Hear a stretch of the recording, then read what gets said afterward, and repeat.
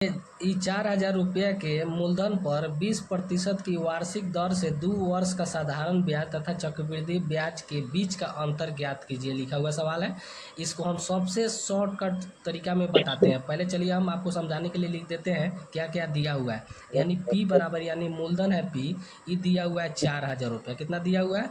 4,000 रुपया। उसके बाद हमारा दर दिया हुआ है, आर दिया हुआ है 20% दिया हुआ है, और टाइम कितना दिया हुआ है? यानी टाइम दिया हुआ है 2 वर्ष दिया हुआ है। ठीक है, तो हम इसको सबसे पहले इसको बनाते हैं।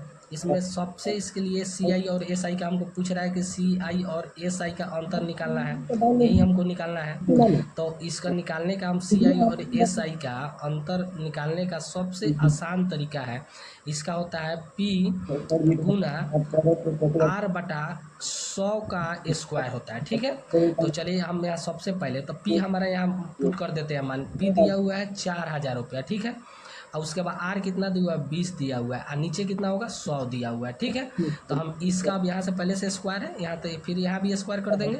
अब देखिए, चलिए यहाँ फिर 4,000 रुपया, इसको 20 को 2 बार लिखेंगे, फिर 100 को 2 बार लिखेंगे, तो 20 गुना 20 कर देते हैं, और नीचे कर देते हैं 100 गुना 100 कर देते हैं। ठीक है, तो A0 से 10 से E0 खत्म, E0 से E0 खत्म हो गया। अब बचा कितना? 40 बचा, और उसके बाद 2 बचा, और फिर 2 बचा। तो अब इसको गुना कर देंगे तो 40 दूना 80, 80 दूना 160 रुपया। देखिए कितना जल्दी बन गया। ठीक है, इससे बेहतर कुछ नहीं है CI और SI निकालने का तरीका।